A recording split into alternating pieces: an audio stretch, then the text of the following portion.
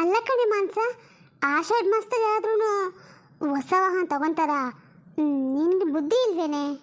ಅಮ್ಮ, ಅದು ಇವಾಗ ತೊಗೊಂಡಿದ್ದಲ್ಲಮ್ಮ, ಆಷಾಢ ಮಾಸಕ್ಕೆ ಮೊದಲು ತೊಗೊಂಡಿದ್ದು ನಾವು. ಅದು ಇವಾಗ ಪೂಜೆ ಮಾಡಿಸ್ಬೇಕಾಗಿತ್ತು ಅಷ್ಟೇ. ಆವಾಗೆಲ್ಲ ಪೂಜೆ ಮಾಡಿದ್ದೀವಿ, ಆದರೂ ಒಂದ್ಸರಿ ಇವಾಗ ಮಾಡೋಣ ಅಂತಷ್ಟೇ. ಆದ್ರೂ ಇವಾಗ ತೊಗೊಂಬಾರ್ದಾಗಿತ್ತು. ಹೋಗಲಿ ಬಿಡು, ತೊಗೊಂಬಿಟ್ಟಾಗಿದೆಯಲ್ಲ. ಎಷ್ಟು ತೊಗೊಂಡ್ರಿ? ನಮ್ಮ ಹತ್ರ ಮೊದಲು ಒಂದು ಇನೋವಾ ಇತ್ತಲ್ಲಮ್ಮ, ಇವಾಗ 2 ಕಾರ್ ತೊಗೊಂಡಿದ್ದೀವಿ. ಅದೆರಡು ಕಂಪ್ನಿಗೆ ಬಿಟ್ಟರೆ ಸ್ವಲ್ಪ ಏನಾದ್ರೂ ಸಹಾಯ ಆಗ್ಬೋದಲ್ವಮ್ಮ ನಮಗೆ? ಆಯಿತು ಮಗಳೇ, ಒಳ್ಳೇದಾಗಲಿ. ಹೇಗೋ ನಿನ್ನ ಗಂಡ ಅಷ್ಟು ಓದಿದ್ರು ನಂಗೆ ಕೆಲಸ ಸಿಗೋಲ್ಲ ಅಂತ ಯೋಚನೆ ಮಾಡ್ದಲೆ, ಏನೋ ಗೊತ್ತಿರೋ ಕೆಲಸನೋ ಗೊತ್ತಿಲ್ಲದಿರೋ ಕೆಲಸನೋ ಅವಮ್ಮ ಅಂತ ಅನ್ಕೊಳ್ದಲೆ ಜೀವನ ಮಾಡ್ತಿದಾರಲ್ಲ, ನನಗಂತೂ ಅವ್ರ ಮೇಲೆ ತುಂಬ ಹೆಮ್ಮೆ ಆಗುತ್ತೆ ಕಣೆ. ಮಾನ್ಸ, ಮಾನ್ಸ, ಏ ಮಾನ್ಸ. ಏನಮ್ಮ?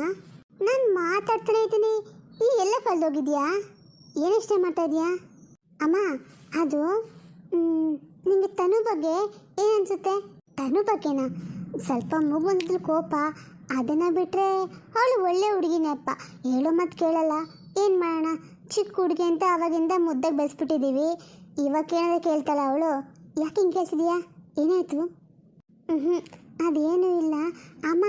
ಮತ್ತೆ ಅವಳು ಅತ್ತೆ ಮನೇಲಿ ಹೇಗಿದ್ದಾಳೆ? ಚೆನ್ನಾಗಿರ್ತಾನೆ? ಯಾಕೆ, ಏನು ಕೇಳ್ತಾ ಇದೆಯಾ? ಏನಾಯ್ತು ಹೇಳು. ಅತ್ತೆ. ಮನೋಜ, ಬಾಪ್ಪ ಹೊರಗಡೆ ಬಾ. ಮನಸ, ಹೇಗಿದೆಯಾ? ಹಾಂ, ನಾನು ಚೆನ್ನಾಗಿದ್ದೀನಿ ಮಾವ. ಅತ್ತೆ, ಅದು ನಾನು ಸಿಟಿಗೆ ಹೋಗ್ತಾ ಇದ್ದೆ, ನಿಮಗೆಲ್ಲ ಹೇಳೋಣ ಅಂತ ಬಂದೆ. ಹೌದಾ? ನೀನು ಸಿಟಿಗೆ ಹೋಗ್ತಿದ್ಯಾ? ನಂಗೆ ತನು ಏನು ಹೇಳಿರಲ್ಲ ಇದ್ರ ಬಗ್ಗೆ. ಮರ್ತೋದ್ಲ ಏನು? ಹೌದಪ್ಪ?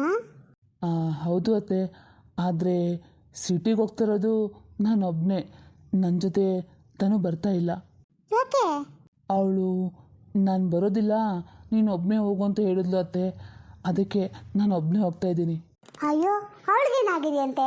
ಅಲ್ಲ, ನೀನು ಒಬ್ಬನೇ ಹೋದರೆ ನಿಮಗೆ ಊಟ ತಿಂಡಿ ಇದೆಲ್ಲ ಯಾರು ಹುಡ್ಕೋತಾರಪ್ಪ? ನಿನಗೆ ಕಷ್ಟ ಆಗೋದಿಲ್ವಾ? ನಾನು ಅವಳಿಗೆ ಹೇಳ್ತೀನಿ, ಅವನ ಜೊತೆಗೆ ಕರ್ಕೊಂಡೋಗು, ಆಯಿತಾ? ಇಲ್ಲ ಅತ್ತೆ, ನಾವೆಲ್ಲ ಹೇಳಾಯಿತು. ಅವಳಿಗೆ ನನ್ನ ಜೊತೆ ಬರೋದು ಇಷ್ಟ ಇಲ್ವಂತೆ, ಹಾಗಾಗಿ ಅವಳು ಇಲ್ಲೇ ಇರ್ತೀನಿ ಅಂತ ಹೇಳಿದಾಳೆ. ಪರವಾಗಿಲ್ಲ ಬಿಡಿ, ನೀವು ಬರೋಂಥ ಮಾಡೋಕ್ಕೆ ಹೋಗಬೇಡಿ. ಇಷ್ಟಕ್ಕೂ ಮದುವೆಗೆ ಮೊದಲು ನಾನು ಒಬ್ಬನೇ ಅಲ್ವ ಇದ್ದಿದ್ದು, ಪರವಾಗಿಲ್ಲ, ನನಗೊಬ್ಬನೇ ಇದ್ದು ಅಭ್ಯಾಸ ಇದೆ. ಆದರೂ ಆವಾಗಿರೋದಕ್ಕೂ ಇವಾಗಿರೋದಕ್ಕೂ ಒಂದೇನಾ ಹೇಳು? ಅಲ್ಲ, ಗಂಡ ಹೆಂಡತಿ ಇಬ್ಬರು ಹೋಗಿದ್ರೆ ಚೆನ್ನಾಗಿರ್ತಿತ್ತೇನೋ. ನೀನಲ್ಲಿ ಅವಳಿಲ್ಲಿ ಜನ ಹೇಳ್ಕೊತಾರೇನೋ ಅಂತ ನಂಗೆ ಸ್ವಲ್ಪ.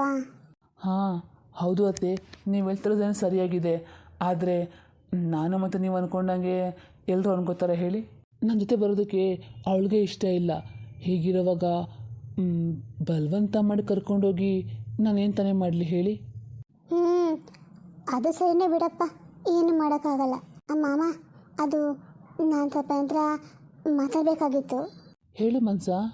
ಅಮ್ಮ, ನೀನು ಅಡುಗೆ ಮನೆಗೆ ಹೋಗಿ ಸ್ವಲ್ಪ ಟೀ ಮಾಡ್ಕೊಬರೋಗು. ಸರಿಮ್ಮ.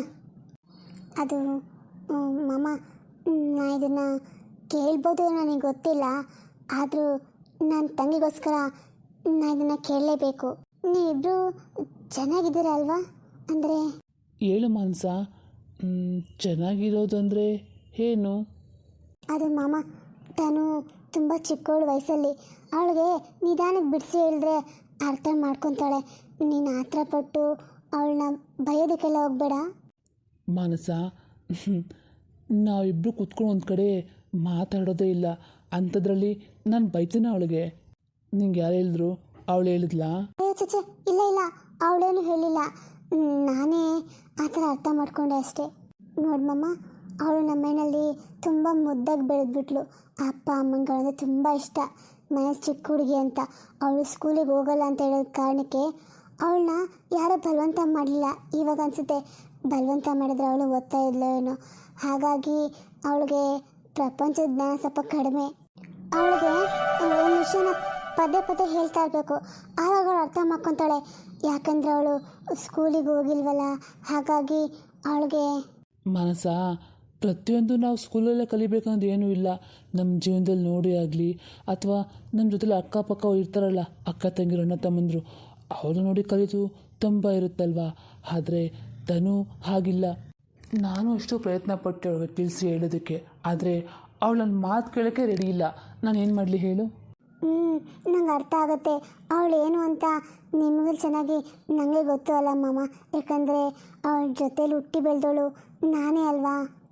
ಅಲ್ವಾ, ನಿಮಗೆ ಚೆನ್ನಾಗಿ ಗೊತ್ತು. ಹೀಗಿರುವಾಗ ನೀನು ನನಗೆ ಹೇಳಕ್ಕೆ ಬರ್ತಿಲ್ಲ. ಅವಳನ್ನ ಕಟ್ಕೊಂಡು ನಾನು ಒಂದಷ್ಟು ಎಕ್ತಿದ್ದೀನಿ ಗೊತ್ತಾ. ಏನೂ ಮಾಡೋಕ್ಕಾಗಲ್ಲ, ಹಣೆ ಬರಹ. ನಾನು ಹಣೆಲಿ ಹೆಂಗೆ ಬರ್ದಿದ್ಯೋ ಹಾಗಾಗುತ್ತೆ ಬಿಡು, ಹೋಗಲಿ. ನೀನು ಇಷ್ಟು ಹೇಳ್ದೆಯಲ್ಲ, ನಂಗೆ ಅಷ್ಟೇ ಸಾಕು. ನಾನು ಹೇಳಲೇಬೇಕಾಗಿತ್ತಲ್ಲ ಮಾಮ, ಅದಕ್ಕೆ ಹೇಳ್ದೆ. ನನ್ನ ಮಾತಿಗೆ ನನಗೆ ಏನಾದರೂ ಬೇಜಾರಾಗಿದೆಯಾ? ಅಕ್ಕ, ಏನೇ ಮಾತಾಡ್ತಿದ್ದೆ ನೀನು? ಮಾಮ ಹತ್ರ ನನ್ನ ಬಗ್ಗೆನೇ ಏನು ಹೇಳ್ತಾ ಇದೆಯಾ? ನನಗೆ ಪ್ರಪಂಚದ ಜ್ಞಾನ ಇಲ್ವಾ? ಅಯ್ಯೋ ತನು, ನಾನು ಹಂಗೆ ಹೇಳ್ತಿದ್ದಿಲ್ಲ. ಹೌದು ತನು, ನಿಮ್ಮ ಅಕ್ಕ ನಿನ್ನ ಪರನೇ ಮಾತಾಡ್ತಾ ಇದ್ಲು. ನೀನು ಸುಮ್ಮನೆ ಇರು ಮಾಮ, ನೀನು ಇದ್ರಲ್ಲಿ ಮಾತಾಡಬೇಡ. ಏನು ನೋಡಿ ನಿಂಗೆ ಅಷ್ಟು ಅಹಂಕಾರ? 4 ಅಕ್ಷರ ಓದಿದೆ ಅನ್ನೋ ಮಾತ್ರಕ್ಕೆ ನಿನಗೆ ಇಷ್ಟು ದುರಹಂಕಾರ ಒಳ್ಳೆದಲ್ಲ.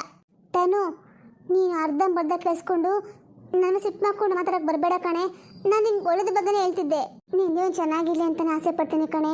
ನಿನ್ನ ಜೀವನ ಹಾಳಾಗಲಿ ಅಂತ ನಾನು ಏನೂ ಮಾತಾಡಿಲ್ಲ. ಬೇಕಾದ್ರೆ ಮಾಮನೇ ಕೇಳು. ಬೇಕಾಗಿಲ್ಲ, ನೀನು ಏನು ಹೇಳಬೇಕಾಗಿಲ್ಲ.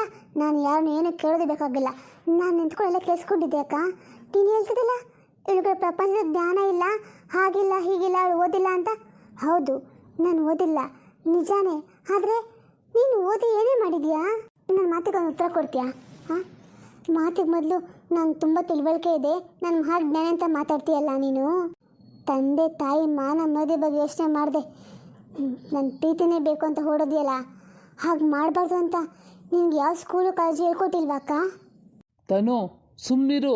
ನೋಡ್ತೀಯಾ, ನನ್ನ ಜೊತೆ ಇವತ್ತಿನ ತನಕ ನನ್ನ ಗಂಡ ಯಾವತ್ತೂ ಹಿಂಗೆ ಮಾತಾಡಿಲ್ಲ.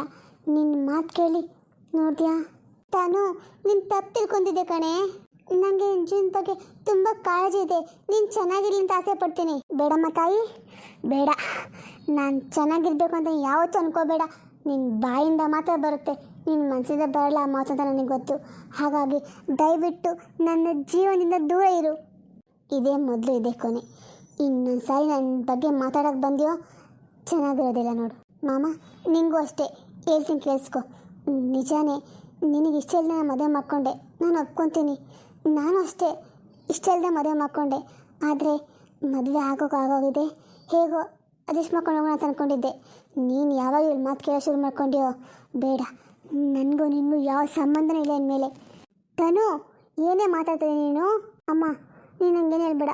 ಏನಾದರೂ ಹೇಳ್ಬೇಕು ಅಂದ್ಕೊಂಡ್ರೆ ನಿನ್ನ ಮಗಳಿಗೆ ಹೇಳ್ಕೊ. ನೋಡು ಮಾಮ, ನೀನು ಊರಿಗೆ ಹೋಗ್ಬೇಕಂತಿದ್ದಲ್ಲ, ಹೋಗು. ಆಮೇಲೆ ಮತ್ತೆ ಬರಬೇಡ. ತನು, ಹಾಗೆಲ್ಲ ಮಾತಾಡಬಾರ್ದು. ಏನಾಗಿದೆ ನಿನಗೆ? ಏನೇ ಬಂದಿರೋದು ರೋಗ ನಿನಗೆ? ಹೀಗೆ ಮಾತಾಡ್ತಾರಾ? ಕಟ್ಕೊಂಡು ಗಂಡ ಜೊತೆನಲ್ಲಿ ಸಂಬಂಧ ಇಲ್ಲ ಅಂತ ಹೀಗೆ ಮುಖ ಕೊಡ್ದಾಗ ಮಾತಾಡ್ತಾರೆ ತನು? ಹಾಂ ಅಮ್ಮ, ಹೌದು. ಇಷ್ಟೊತ್ತು ನಿನ್ನ ದೊಡ್ಡ ಮಗಳು ನನ್ನ ಗುಣಗಾನ ಮಾಡ್ತಾಯಿದ್ದಾರೆ ನನ್ನ ಗಂಡ ಜೊತೆನಲ್ಲಿ. ಆವಾಗ ಎಲ್ಲೋಗಿದ್ದೆ ನೀನು?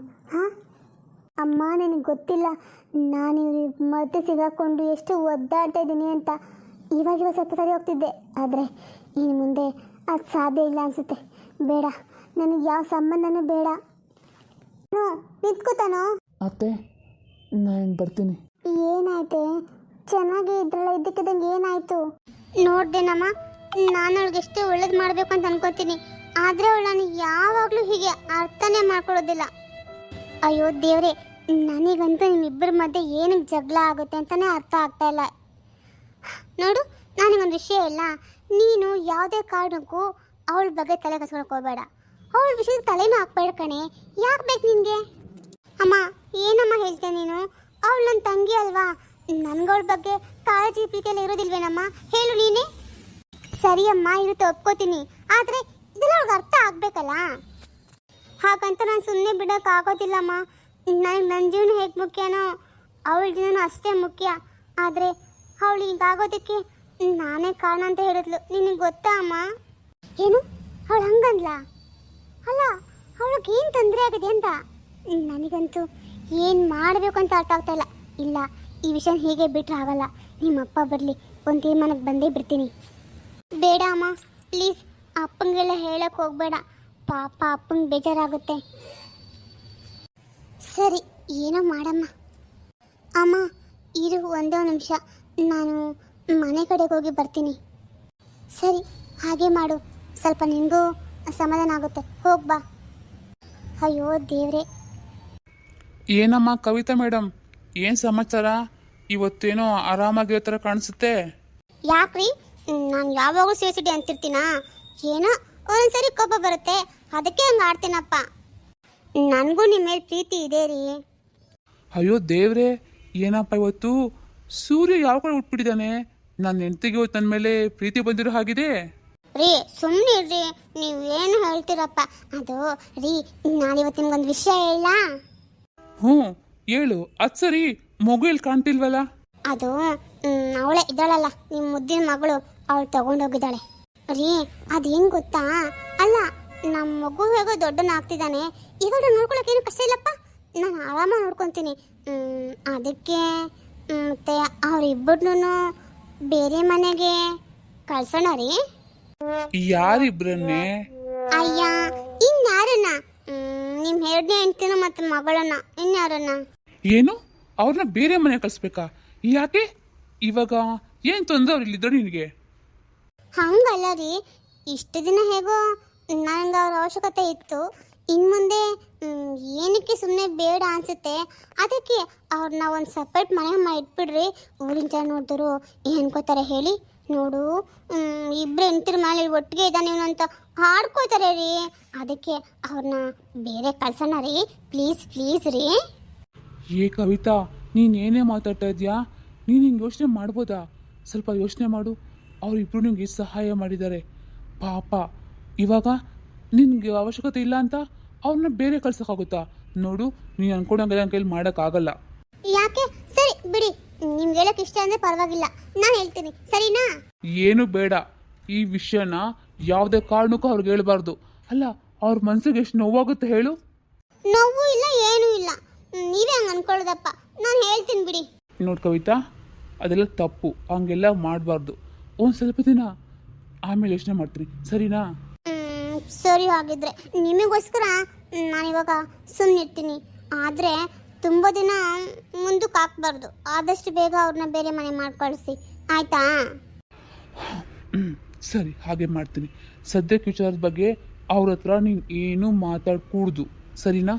ಅಯ್ಯ ಸರಿ ಬಿಡ್ರಿ, ಎಷ್ಟು ಸರಿ ಹೇಳ್ತೀರಾ? ಸರಿ, ಊಟಕ್ಕೆ ಕೊಡು. ಹಾಂ ಸರಿ, ಹೋಗಿ. ಇವರೊಬ್ಬರು, ಇವ್ರನ್ನ ನಂಬ್ಕೊಂಡ್ರೆ ಕೆಲಸ ಆಗಲ್ಲ. ನಾನೇ ಏನಾದರೂ ಮಾಡಬೇಕು. ಮಾಡ್ತೀನಿ.